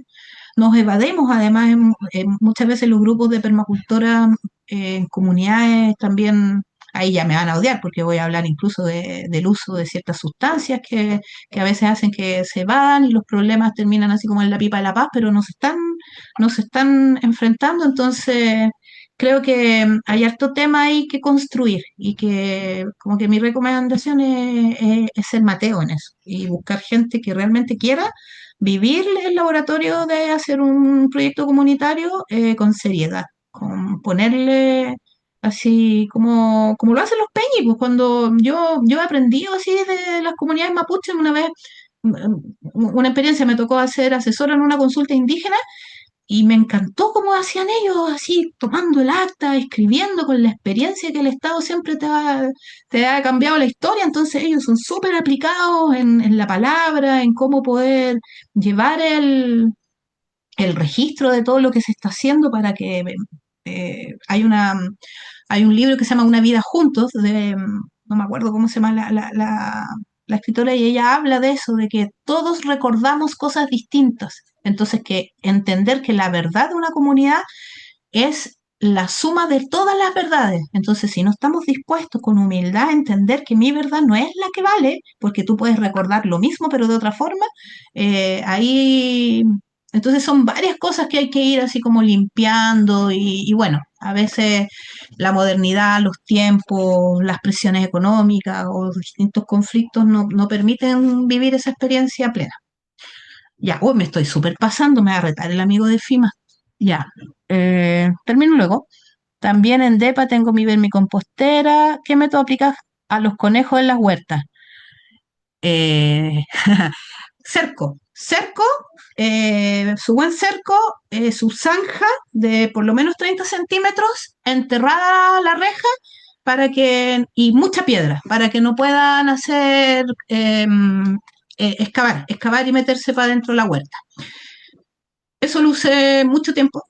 Y después, al nuevo lugar donde me fui, empecé a cultivar y no tuve problemas con conejos. Yo creo que también por ahí dicen que uno también tiene que cultivar para compartir con los animalitos, pero igual a veces los conejos son agresivos. Entonces, los cerco. No soy amiga de las ¿cómo se llama? Colihuacha. Colihuacha le llaman, esas que le atrapan las patitas. No, a mí eso no me gusta. Y Don Zoilo, no sé si conocen a Don Zoilo, que es un abuelo Coya. Él me enseñó a hacer una trampa que va en el suelo, que el conejo como que se cae en una tapa que tiene un desnivel y bueno, él después se comía los conejitos. Pero yo, por lo menos, para mí el cerco ha estado súper bien. No, no, los métodos aplicados a los conejos, no creo que sea solo tú el sistema. Se pone el baño en altura y en el depósito que una fosa séptica pequeña se mezcla ahí mismo con las lombrices, cero olor desagradable a lombrices full. Ah, mira qué buena. Ya, se hacen visitas que ya explican mejor el sistema. Buena, ya vamos a ir todos a ver el baño seco con lombrices. Gracias. Y para los perros y gatos en jardines. Uf, yo tengo acá mi jardín, pero parece, lo tengo con brochetas. Así la tierra, no sé, tengo mi bancal y lleno de púas para arriba, para que el gato no pueda entrar. Y lo que probé ahora, le estoy poniendo cartón, así no se ve la tierra. Y hago el hoyito donde pongo mi lechuga, porque ya imagínate, gato ciudad acá me tenían chata. Y estoy logrando controlarlo. Entonces son súper cómicos mis bancales porque están como el cuadrado y cartón y aparecen las frutillas y después para volver a plantar les hago hoyos con una pala. Eso he estado logrando. Y los perros, bueno, cerco, sobre todo con las gallinas. Los perros son salvajes, a veces se ceban, entonces evitar que se coman los animalitos. Ya pues chiquillos, ahí parece que llegamos al último comentario. Muchas gracias. Eh, no sé si una última palabrita, ¿alguien quiere decir algo? Ya nos vamos.